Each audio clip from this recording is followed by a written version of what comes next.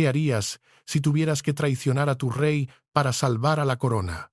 Hace un minuto, la princesa Ana firmó un decreto secreto que le otorga a Catalina un poder que nadie creía posible, desafiando a su propio hermano y cambiando el futuro de la monarquía para siempre. ¿Qué harías si tuvieras que traicionar a tu rey para salvar a la corona? Sucedió como lo hacen todos los desastres reales, silenciosamente detrás de puertas cerradas. La princesa Ana no vaciló. Ante ella, en la pesada mesa de caoba pulida de su estudio privado, yacía la última página del decreto de continuidad real. El aire en la habitación era denso, inmóvil, cargado con el peso de la historia no escrita. Afuera, la vida del palacio seguía su ritmo indiferente, pero adentro, el futuro de la monarquía estaba a punto de ser reescrito con un solo trazo de tinta. Ana leyó el último párrafo 2 veces, no por duda, sino para saborear la gravedad de sus palabras, palabras que ella misma había redactado en el más absoluto secreto. Luego, levantó la pluma de fuente negra, una reliquia de su padre que rara vez usaba, y con una firma firme y sin adornos, selló un documento que no solo alteraría permanentemente la posición de Catalina, sino que sacudiría los mismos cimientos del reinado de su hermano. En cuestión de minutos, una copia sellada fue depositada en la caja de despacho privada del rey, un sobremanila que nadie se atrevería a tocar, esperando como una bomba de tiempo. La familia real y el mundo estaban a punto de descubrir que la princesa, la estoica y eterna guardiana de la tradición, había tomado una decisión que nadie, ni siquiera sus más cercanos, creía que poseyera el valor de ejecutar. El decreto, en su fría legalidad, no alteraba la línea de sucesión. No convertía a Catalina en soberana ni en regente. Era, en la superficie, una simple medida de emergencia, un protocolo diseñado para evitar la parálisis institucional.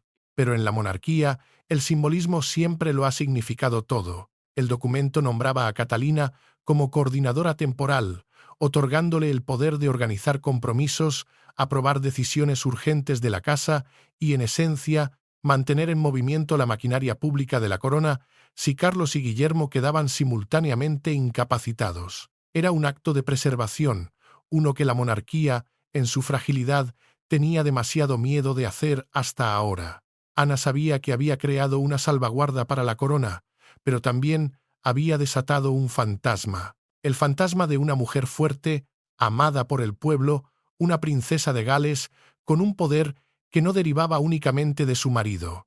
Era una verdad que la institución había intentado enterrar una vez y que había terminado en una tragedia que aún manchaba sus muros. Con su firma, Ana no solo protegía el futuro, estaba desafiando activamente el pasado. Era una protesta silenciosa contra la debilidad y la indecisión que habían permitido que la última princesa de Gales fuera consumida por el sistema. Ahora, la mujer que no pudieron proteger había regresado, no en los titulares, sino en el precedente.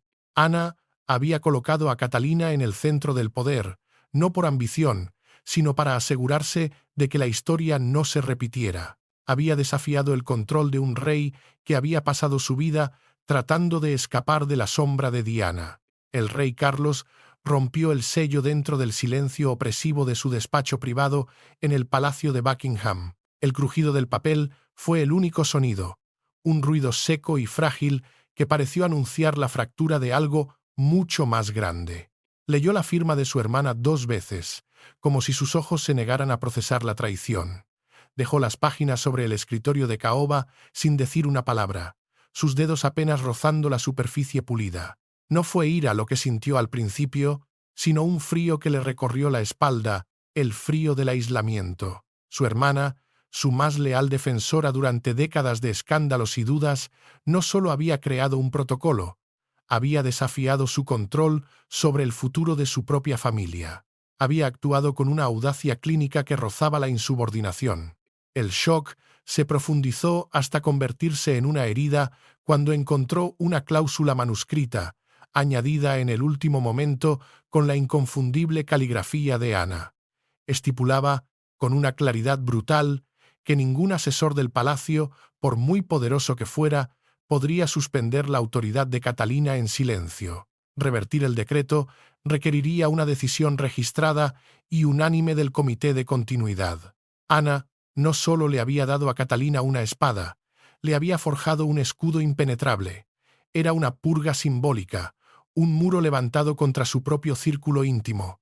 Mientras tanto, a kilómetros de distancia, en Windsor, Guillermo recibió la noticia a través de un informe encriptado enviado por su secretario privado. No hubo una llamada de su padre, ni una advertencia de su tía, solo un documento frío y oficial que detallaba un cambio de poder fundamental. El orgullo fue lo primero que sintió, una oleada de reconocimiento por la mujer que se había ganado esta confianza a través de años de servicio silencioso e impecable. Catalina lo merecía, pero inmediatamente después, como una sombra, llegó la alarma, un miedo profundo y familiar. El decreto la colocaba en el centro de una lucha de poder que ella nunca había elegido. Le pintaba una diana en la espalda, convirtiéndola en el blanco de todas las ambiciones y resentimientos que se movían como fantasmas por los pasillos del palacio. Guillermo conocía la historia. Había visto a la institución devorar a la última princesa de Gales que se volvió demasiado poderosa, demasiado amada. Y entonces llegó la citación, un pergamino entregado a mano. Catalina debía reunirse con Ana en Clarence House. A solas, sin asesores, sin su esposo. Adjunta había una página sellada, lacrada con cera, marcada con una sola frase: condición personal. La autoridad era real. El poder estaba sobre la mesa, pero aceptarlo, según susurraban las paredes, exigiría un sacrificio mucho más doloroso de lo que el simple deber podría jamás explicar. Catalina leyó el decreto a solas, en la quietud de su estudio en Adelaide Cottage. La luz pálida de la tarde se filtraba por las ventanas, iluminando las motas de polvo que danzaban en el aire. Sus dedos, adornados con el anillo de zafiro que una vez perteneció a Diana, se detuvieron en la frase que la nombraba. La sorpresa inicial, fría y aguda, dio paso lentamente a un miedo visceral. No era miedo a la responsabilidad, pues había nacido para ella. Era un miedo más antiguo, más profundo, el miedo a lo que representaba ese poder. Como futura reina, siempre había sabido que un día su nombre estaría grabado en la historia, pero su autoridad actual, su misma identidad pública, fluía a través del monarca y de su esposo. Este documento cambiaba ese equilibrio fundamental. Colocaba la responsabilidad directamente en sus manos antes de que el futuro hubiera llegado oficialmente, arrancándola de la vida que creía, que esperaba, que aún tenía tiempo de vivir. Guillermo permaneció cerca de la puerta cerrada, sin atreverse a entrar, observando la tensión en su rostro en lugar de las palabras en el papel. Con una delicadeza que delataba su propia ansiedad, le preguntó si quería que se opusiera al decreto, que luchara contra él. El príncipe sabía que aceptar el rol podría fortalecer la monarquía, pero también entendía el terrible costo personal. Familiares que ya se sentían ignorados, relegados a la sombra, verían el ascenso de Catalina como la prueba final de que sus propios años de servicio habían sido silenciosamente descartados. Se crearían facciones, se forjarían alianzas en la oscuridad. El palacio se convertiría en un campo de batalla de susurros. Catalina bajó el pergamino, el papel crujiendo bajo la presión de sus dedos. Levantó la vista y sus ojos se encontraron con los de su esposo. «No», dijo, su voz apenas audible. No quería una batalla inmediata. Quería entender por qué Ana, la mujer que encarnaba la devoción al deber, creía que la familia necesitaba una protección tan drástica, tan divisiva. Su respuesta no contenía emoción, ni una pizca de la ambición que otros, sabía, le atribuirían. Solo llevaba tristeza, una profunda y resonante tristeza. Nunca había pedido convertirse en la respuesta a una crisis que nadie estaba dispuesto a nombrar en voz alta. Había estudiado la historia, había visto lo que le sucedía a las mujeres que se volvían indispensables para la corona, para los hombres que la portaban. El cuento de hadas era una mentira, y el palacio siempre, siempre cobraba su precio. Catalina no temía al poder, temía a la jaula dorada que venía con él, una jaula cuyas barras ya sentía cerrarse a su alrededor. Para entender por qué Ana arriesgó la ira de un rey y la estabilidad de una familia, tenemos que retroceder un poco a una tarde gris y húmeda en la abadía de Westminster. Meses antes de que se firmara el decreto secreto, una única confrontación, oculta a los ojos del mundo, cambió para siempre la percepción de Ana sobre el frágil futuro de la monarquía. El público vio una ceremonia impecable, un ritual de unidad nacional coreografiado a la perfección. Pero la verdad, como siempre, sucedió detrás de puertas cerradas, en el silencio de los pasillos de piedra. El rey Carlos se había retirado poco antes del servicio de conmemoración, indispuesto repentinamente por una dolencia que el palacio se negó a nombrar. Al mismo tiempo, a cientos de kilómetros de distancia, Guillermo estaba varado en una pista de aterrizaje, su avión retenido por un problema de seguridad de último minuto. En un instante, tanto el rey como el futuro rey quedaron incomunicados, aislados. La corona estaba sin cabeza.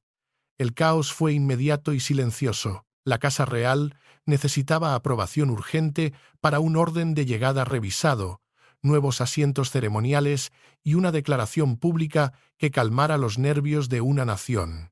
Decisiones que importaban, porque un solo error visible, una sola silla vacía fuera de lugar, podría convertir una preocupación de salud privada en una crisis constitucional. Catalina esperaba instrucciones que nunca llegaron.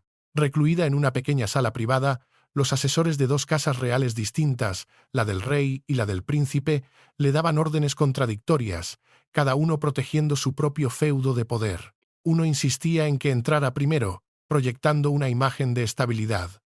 Otro, que esperara, para no usurpar un lugar que no le correspondía. Un tercero, un hombre de la vieja guardia, le advirtió con voz grave que cambiar el plan de asientos sin aprobación real directa crearía un precedente peligroso, uno que debilitaría la autoridad del monarca ausente. Catalina permaneció compuesta, su rostro una máscara de serenidad, pero la humillación ardía bajo su calma. Se esperaba que fuera el ancla de la ceremonia en público, la sonrisa tranquilizadora, mientras se le negaba la autoridad para tomar la decisión más básica en privado. Finalmente, con un gesto deliberado, golpeó los papeles sobre la mesa y preguntó con una voz fría y clara que cortó el aire tenso: ¿Quién está tomando realmente esta decisión?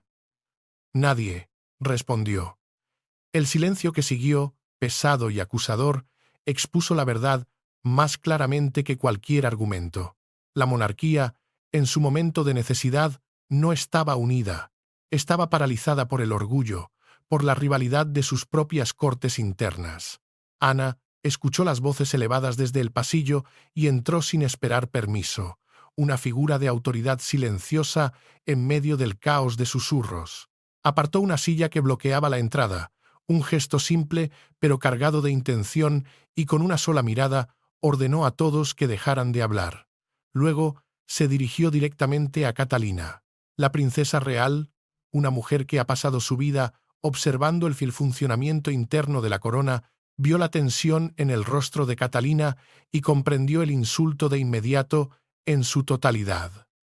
Catalina estaba cargando con la responsabilidad sin el poder, y cualquier fracaso, cualquier titular negativo, seguiría estando unido a su nombre. Era el mismo veneno que había visto circular décadas atrás. Un asesor, un hombre del círculo íntimo del rey, un guardián de la vieja escuela, intentó detenerla, advirtiéndole en voz baja y urgente que permitir que Catalina aprobara el plan de emergencia crearía una autoridad no oficial, una que otros, como la reina Camila, podrían usar más tarde para socavar al rey. El hombre no entendía. La amenaza no era Catalina. La amenaza era la parálisis. Ana se negó.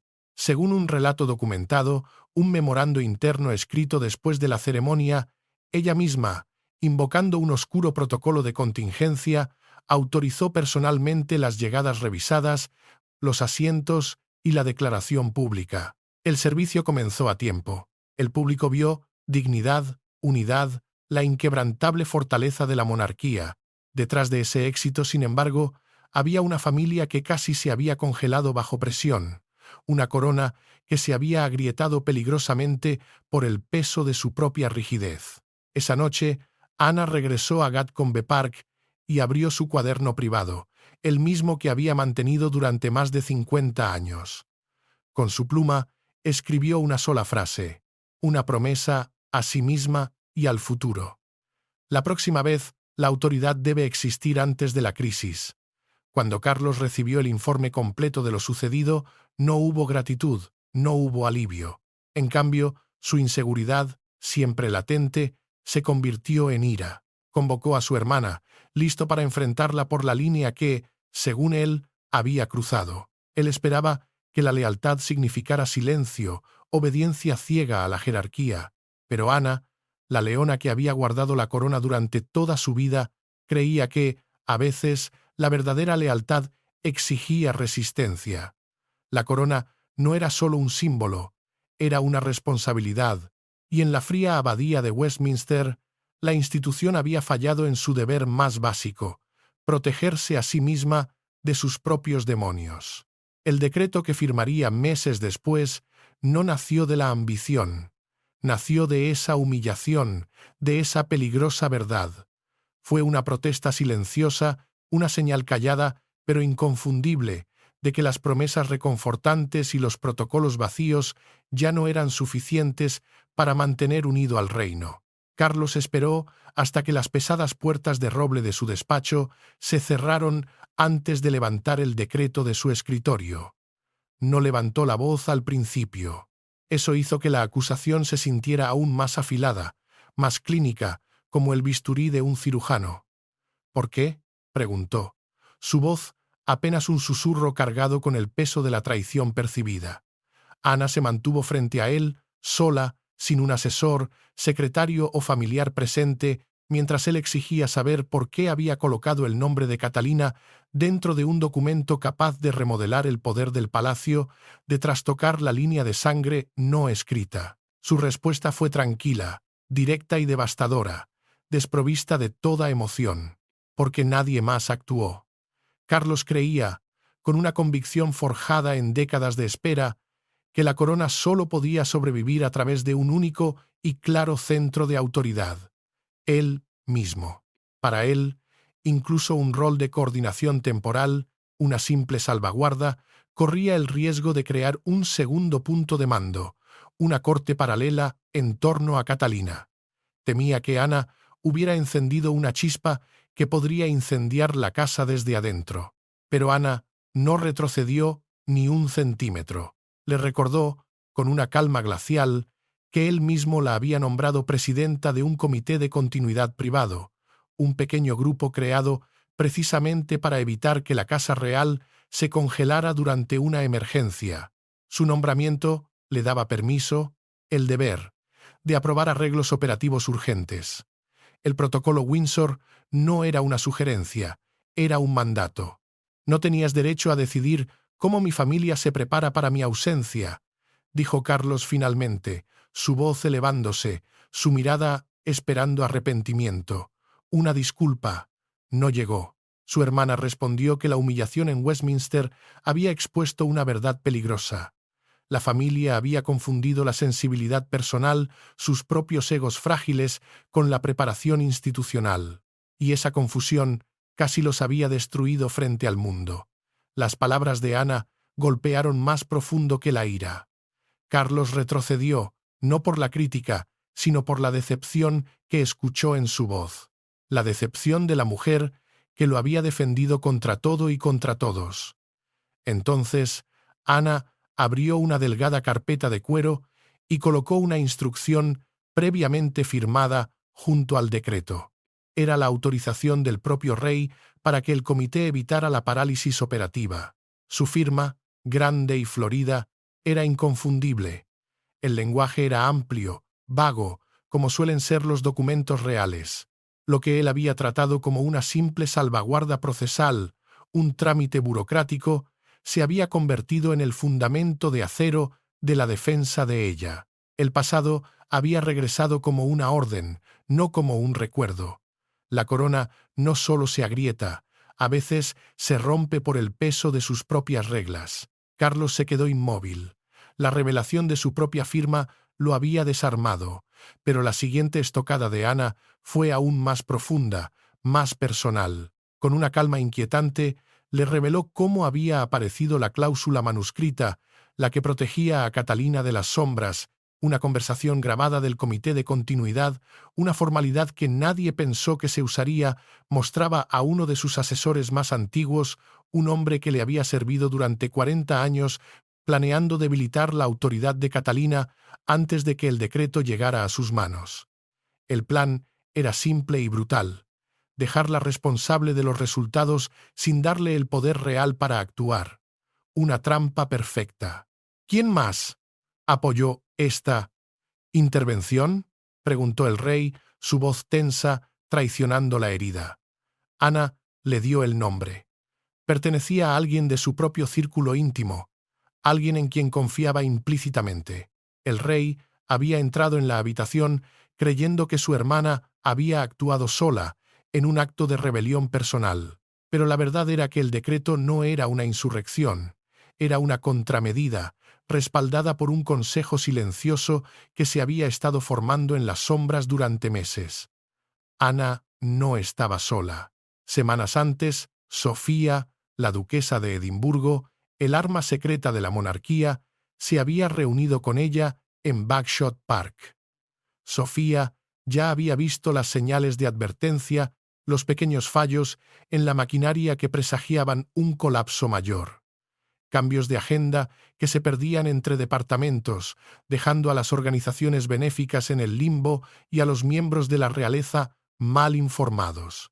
Había apoyado en silencio la creación de un marco de continuidad, un plan claro para mantener los deberes oficiales en movimiento, pero durante esa reunión, con el té enfriándose intacto entre ellas, Sofía confesó su miedo más profundo en voz baja. La familia, dijo, le pediría a Catalina que llevara la carga de la corona, y luego, en el momento en que usara la autoridad que le habían exigido en privado, se volverían contra ella. La culparían por cada herida que sus decisiones causaran. Darle a Catalina la responsabilidad sin una protección absoluta no sería servicio. Sería un sacrificio disfrazado de deber, una repetición de la historia que ambas conocían demasiado bien. Entonces, Sofía colocó una evaluación confidencial sobre la mesa. Guillermo la había preparado semanas antes, un análisis sobre la cooperación entre las distintas casas reales.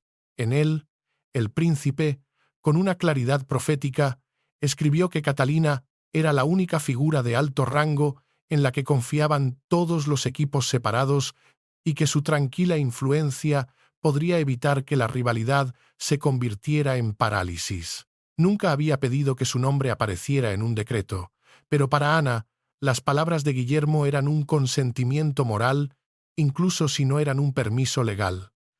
El futuro rey había identificado la respuesta sin entender lo que su conclusión podría desatar.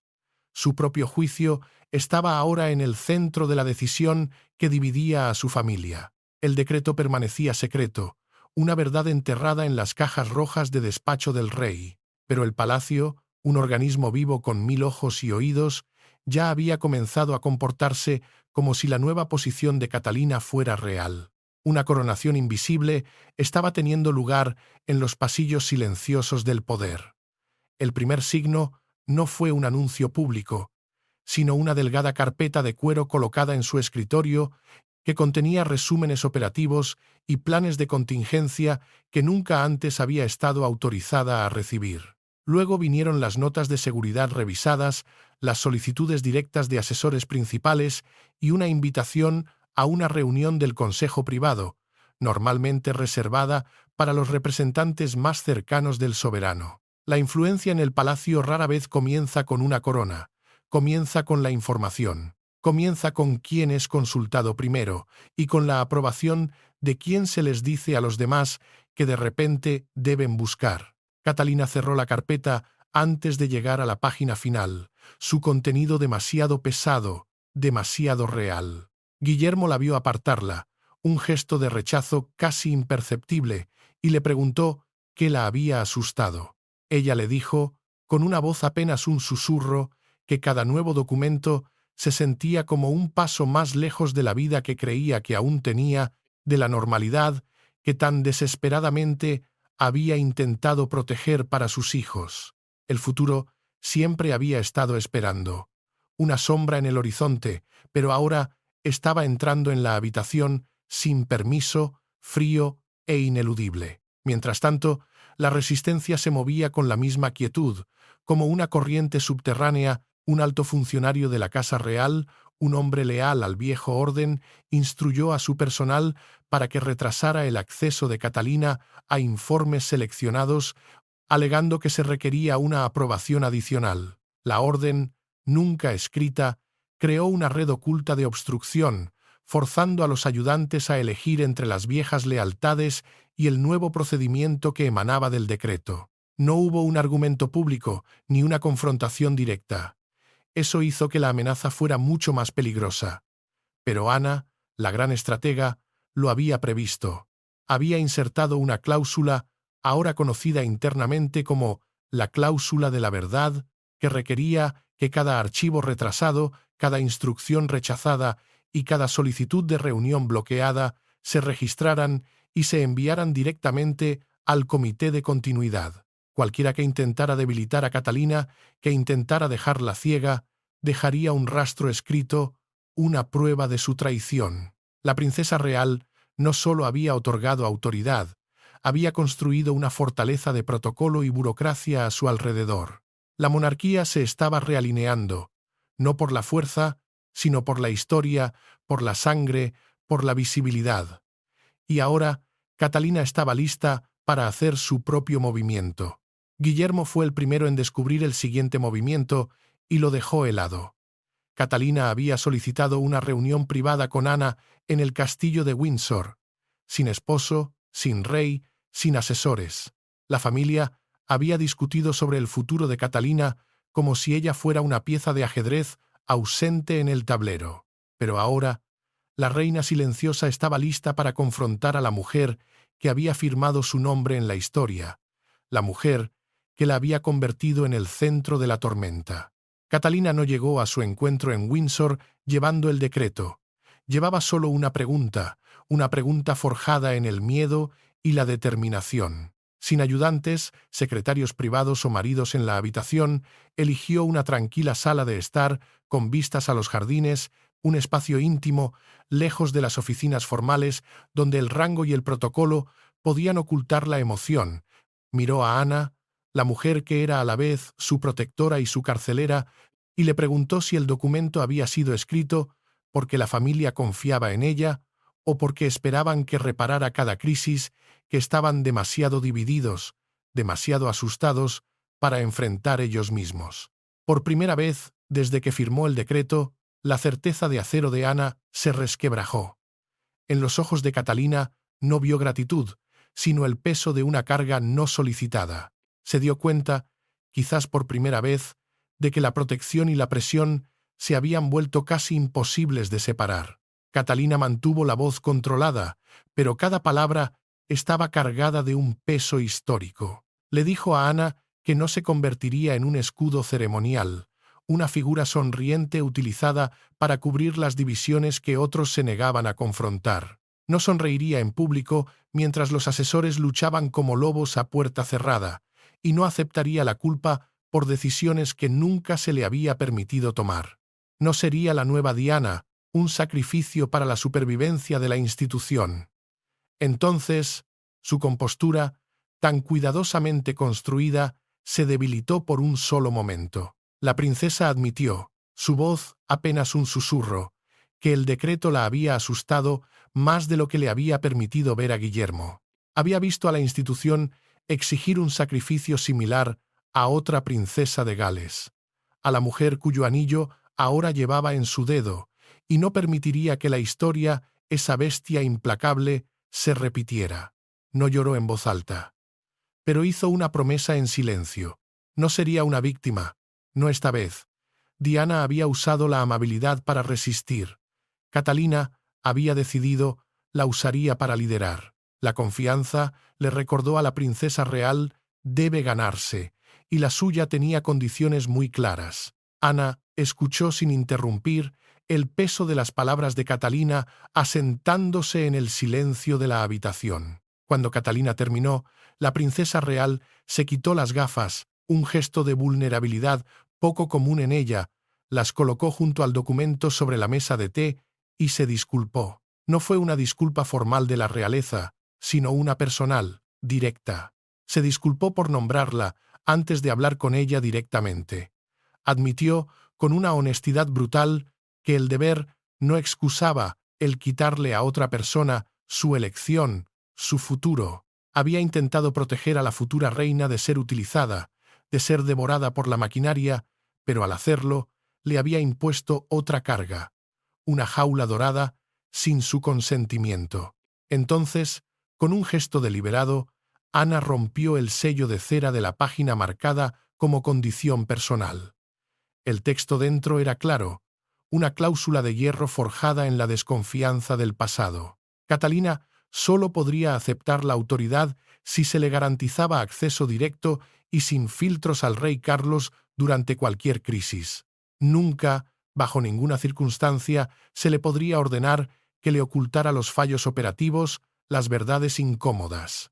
La condición importaba porque la información era poder, y el control de la información era el arma preferida de los cortesanos. Sin un contacto directo con el monarca, su autoridad se convertiría en un título vacío, una fachada con plena responsabilidad, pero con una verdad limitada, controlada por los mismos hombres grises que habían aislado a Diana. Catalina leyó la cláusula 2 veces, sus ojos recorriendo las palabras que eran a la vez una protección y una advertencia. Luego levantó la vista. «Serviría», dijo, su voz firme de nuevo, pero solo si el decreto se revisaba una vez más. Su papel, insistió, debía definirse explícitamente como servicio, no como elevación personal. Debía proteger la posición futura de Guillermo, no eclipsarla, y preservar la dignidad del rey, dejando claro que estaba apoyando a la corona, no reemplazando a nadie dentro de ella. No sería la regente en la sombra, sería la guardiana. Ana, viendo la misma determinación en Catalina que a menudo veía en el espejo, aceptó la condición sin dudarlo. El documento se modificó esa misma tarde, las palabras de Catalina cuidadosamente integradas en el texto legal. Sin embargo, una firma, la más importante, aún se interponía entre la familia y una paz frágil. Ana le había dado a Catalina la autoridad.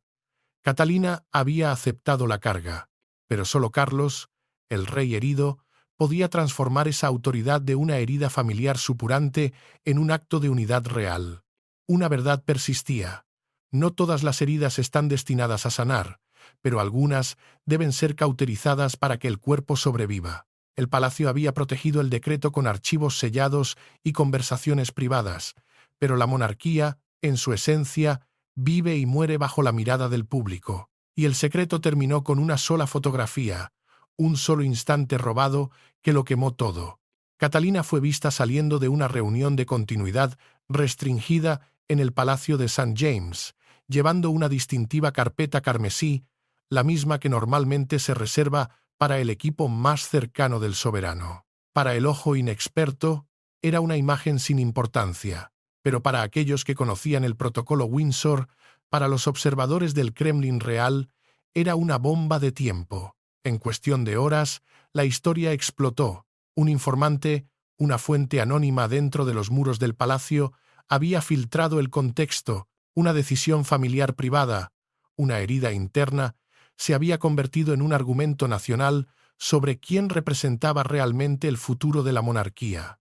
El palacio se movió rápidamente, emitiendo una declaración fría y burocrática que confirmaba la existencia de un acuerdo de continuidad revisado, mientras subrayaba con desesperación que la línea de sucesión constitucional no había cambiado. Guillermo, insistían, seguía siendo el heredero. Catalina no era monarca ni regente, pero la distinción, tan crucial para los abogados de la corona, hizo poco para calmar el debate. Porque el poder real no siempre reside en la ley, a menudo reside en la percepción, y la percepción era que la influencia de Catalina había alcanzado un nivel que pocos, ni siquiera dentro de la familia, habían esperado tan pronto. Catalina vio la primera emisión junto a Guillermo en su sala de estar en Windsor.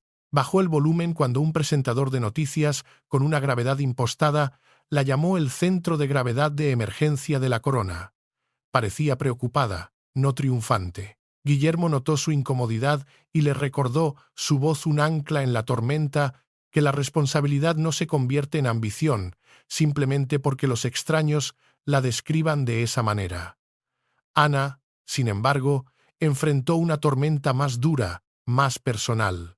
Leyó los comentarios hostiles, las acusaciones de traición. Sola en su estudio, un ayudante, temblando, le aconsejó que se distanciara del decreto, que permitiera que Catalina, con su popularidad, respondiera a las críticas. La princesa real se negó. Según un relato documentado de ese intercambio, dijo con una frialdad que heló la habitación: «La futura reina no cargará con la culpa pública por una decisión que yo tomé. Si la familia necesita a alguien para defender la elección, lo haré yo misma». A la mañana siguiente, el secreto se hizo imposible de contener. Un importante periódico sensacionalista publicó una imagen a toda página de Catalina con la carpeta carmesí bajo un titular que gritaba: «La elección de Ana, la mujer que mantendrá unido al palacio». Afuera del palacio de Buckingham, una multitud se congregó en silencio mientras se izaba el estandarte real, la señal de que el soberano estaba presente. El coche de Catalina se acercó a las puertas para su reunión privada con Carlos. Se escucharon aplausos, pero ella permaneció tensa. La aprobación pública no podía responder a la única pregunta que importaba dentro de esos muros. El decreto había sobrevivido al secreto y a la resistencia. Ahora debía sobrevivir a la luz. Minutos más tarde, el palacio anunció que el rey abordaría personalmente el revisado decreto. Todos entendieron lo que se avecinaba. El juicio final. Carlos no rompió el decreto. No castigó a Ana ni silenció a Catalina. En cambio, en un acto de humildad que nadie esperaba, reunió a los miembros principales de la familia en la misma habitación donde las divisiones habían comenzado y admitió lo que el orgullo le había impedido decir durante tanto tiempo. La monarquía, dijo su voz cansada pero firme, necesitaba un plan lo suficientemente fuerte como para sobrevivir a la debilidad humana, para sobrevivir a él. Luego se volvió hacia Catalina, no como un reemplazo esperando en las sombras, no como una amenaza, sino como una mujer cuya firmeza y gracia silenciosa se habían ganado la confianza de la familia y de la nación. Con un movimiento deliberado, tomó una pluma y estampó su firma debajo del revisado Decreto de Continuidad Real. Hizo claros sus límites. Era un plan de emergencia, no un intento de cambiar quién heredaría el trono. El poder de Catalina se activaría solo si tanto él como el príncipe de Gales no pudieran cumplir con sus responsabilidades al mismo tiempo. En el momento en que cualquiera de los dos regresara, su autoridad temporal terminaría. La salvaguarda era crucial. Evitaba que el liderazgo de emergencia se convirtiera en una influencia permanente, en una toma de poder silenciosa. Luego, el rey miró a Ana, a su hermana. Admitió que sus métodos lo habían herido, que firmar sin confrontarlo primero se había sentido como una traición. Sin embargo, también admitió que su advertencia había sido correcta. La familia había dependido demasiado de la lealtad sin estructura, del amor sin un plan. Alcanzó la pluma con la que había firmado y se la devolvió, un gesto de paz, de reconciliación. Ana la aceptó en silencio. Según un relato documentado de la reunión, fue entonces cuando finalmente reveló su verdadera motivación. Nunca actuó porque creyera que el rey estaba acabado. Actuó porque creía que Catalina, finalmente, estaba lista. Las familias responsables, dijo, su voz resonando en el silencio, se preparan antes de que el miedo se convierta en pánico y antes de que el amor sea puesto a prueba por una emergencia que nadie puede controlar. El rey también resolvió la resistencia oculta. Después de revisar los registros de los retrasos y los informes bloqueados, destituyó al alto funcionario responsable de la planificación de la continuidad. La decisión, rápida y brutal, demostró que a Catalina no se le daría la responsabilidad, mientras otros, en secreto, le negaban la información necesaria para tener éxito. La purga silenciosa había terminado. Catalina aceptó el rol sin celebración. En el silencio denso que siguió a la firma del rey, con la mirada de toda la familia sobre ella, habló. Su voz era tranquila, pero portaba una fuerza que desmentía la tormenta de las últimas semanas. Dijo que serviría, pero que su servicio sería únicamente para preservar la unidad, nunca para ganar estatus o para adelantarse al futuro de Guillermo. No era una búsqueda de poder, aclaró, su mirada fija en el rey, sino un acto de preservación para la institución que todos estaban obligados a proteger. El príncipe, que había permanecido a su lado como una sombra silenciosa, colocó su mano sobre la de ella en la mesa pulida. El gesto, deliberado y posesivo, fue una respuesta a cada duda que ella había llevado a esa habitación y una advertencia inconfundible a todos los presentes. No enfrentaría esta carga sola. Su alianza, forjada en la confianza privada y ahora sellada en público, era una nueva e inquebrantable fuente de poder en el centro de la corona. El decreto no coronó a Catalina anticipadamente. No disminuyó a Carlos ni robó el futuro de Guillermo, pero hizo algo mucho más fundamental, algo que cambiaría la casa de Windsor para siempre. Forzó a la familia real a reemplazar la rivalidad silenciosa y las lealtades cambiantes, esa niebla de intrigas que había envenenado los pasillos durante generaciones, con una confianza definida, escrita en papel y sellada con la firma de un rey. La impactante firma de Ana no fue, al final, una rebelión. Fue una dura, fría y necesaria declaración de que la fortaleza debe ser reconocida antes de que una crisis la exija, de que la preparación no es deslealtad, sino la más alta y dolorosa forma del deber. Y cuando la página final fue sellada y guardada en su caja carmesí, la familia, por primera vez en mucho tiempo, entendió la verdad al unísono. Ana no había elegido a Catalina por encima de la corona. Había elegido a Catalina para ayudar a proteger a la corona de sí misma. En su acto de desafío, había intentado expiar los pecados del pasado, asegurándose de que a esta princesa de Gales no se le diera la responsabilidad sin el poder, un veneno que ya había destruido a una antes que ella. La monarquía ha sido protegida. La crisis inmediata ha sido contenida. Pero su paz ha sido rota, y en el silencio inquieto que sigue, una verdad persiste. No todas las heridas están destinadas a sanar. Se ha establecido un nuevo orden, una nueva trinidad de poder, pero las viejas ambiciones y los antiguos resentimientos aún acechan en las sombras, esperando el siguiente momento de debilidad. Porque la historia, esa jueza implacable, no recuerda quién llevaba la corona por derecho de nacimiento. Recuerda a quién se la ganó, a menudo a un costo terrible, y la batalla de Catalina por ganarse la suya y por sobrevivir a ella no ha hecho más que empezar.